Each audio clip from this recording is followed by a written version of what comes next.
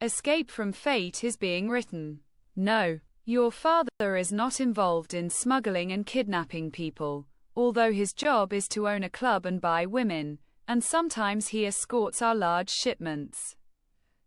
But he is not in this part of the business and says that the dead and those who are kidnapped get revenge, and you have to take revenge. He is not involved in this part. Eli laughed and said, but by buying and selling, he encourages and continues this work. Frank drank some of his drink and said, this is a world and a business that is not clean, but it is attractive. It attracts tourists. Big money is exchanged. If you are smart, you can also gain power. If you look at this business and your father and the things he has with this view, I advise you.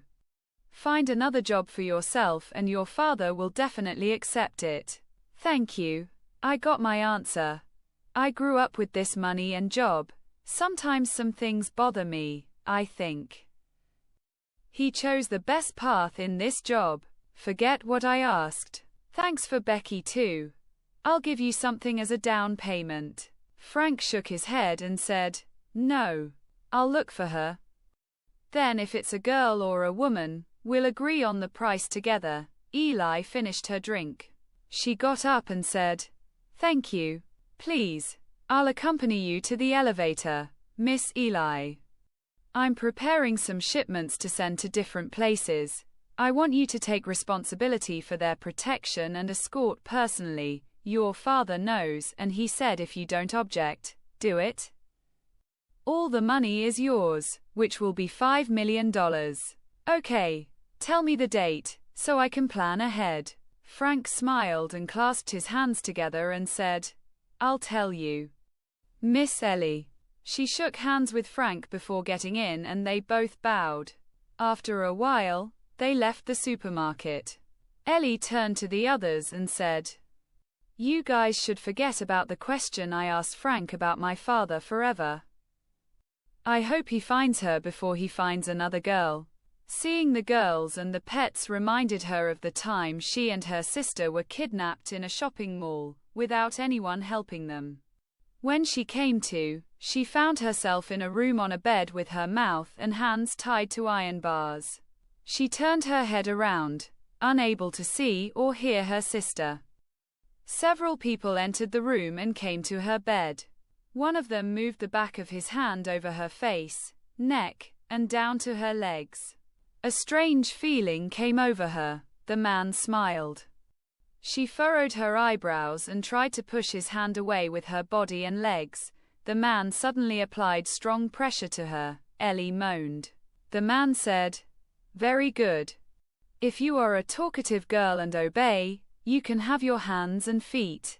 And if not, you will turn into a Lolita. Do you know what? He made his hand into a knife and placed it on the hollow between the arm and forearm of her right hand, and then the left and the knees of both legs and said, from now on, you have to say goodbye to them.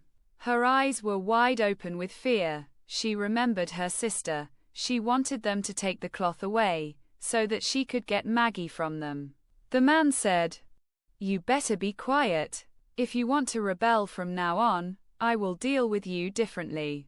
He showed her the leather whip he was holding. Ellie fell silent. This lion will tame. What will happen to you? A little child? They left the room. Eli tried to free her hands, but the knots were too tight. His wrists were aching. He looked around, to find something. But there was nothing around her bed. Tears filled his eyes and then ran down her cheek.